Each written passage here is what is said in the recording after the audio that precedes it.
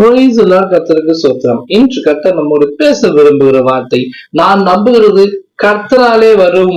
ஆமீன். நம்ம நம்பிக்கையை முழுசா கர்த்தர் மேல வைக்கும் போது அவர் என்ன பண்ணுவாரு, எல்லாம் நம்பி அவர்கிட்ட கேட்கிறீங்களோ எல்லாவற்றையும் உங்களுக்கு தர அவர் வல்லவராய் இருக்கிறார். வசனம் என்ன சொல்றதுன்னா, என் ஆத்துமாவே தேவனே நோக்கி அமர்ந்திருது, நான் நம்புறது அவராலே வரும். கர்த்தரே நோக்கி அமர்ந்திருக்கணுங்க. எனக்கு ஒத்தாசையின் பருவதம் கங்கை இருக்க வசனத்தின் பிரகாரமாக வானத்தையும் பூமியின கர்த்தர் நிச்சயமா என்ன ஆசீர்வதிப்பான்னு சொல்லி விசுவாசத்தோட காத்திருக்கணுங்க. நீங்கள் அமர்ந்திருந்து நானே தேவன் அறிந்து கொள்ளுங்கள், ஜாதிக்குள்ளே வந்திருப்பேன், பூமியில வந்திருப்பேன் சொல்லிட்டு இல்லையா, கர்த்தர் சமூகத்துல இருக்கணும். நம்ம நிறைய நேரம் போய் ஃப்ரெண்ட்ஸுக்கு போய் உட்காந்துருக்கோம், டீ பக்கத்து உட்காந்துருக்கோம், டைம் பாஸ் பண்றது எங்கேயோ போய் உட்காந்துருக்கோம். எல்லாவற்றையும் ஒதுக்கி வைத்து விட்டு நேரத்தை முழுசா கர்த்தருக்கு பிரயோஜனப்படுத்தி அவர் சமூகத்துல அவர் பாதத்துல வேதத்தை வாசிச்சு ஜெபித்து துதித்து அவர் உறவாடும் போது அவர் சமூகத்தை நீங்க அமர்ந்திருக்கும் போது அவர் என்னெல்லாம் நினைக்கிறீங்களோ இதெல்லாம் நீங்க ஆசைப்பட்டு கேட்கிறீங்களோ எல்லாவற்றையும் நிறைவேற்றி தர கர்த்தர் வல்லவராய் இருக்கிறாருங்க.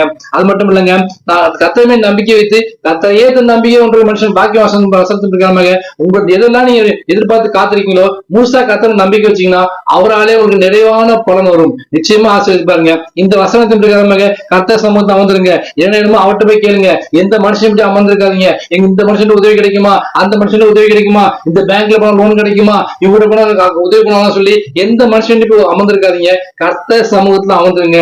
முழு மனசா கர்த்தர்ட்ட ஒப்பு கொடுங்க.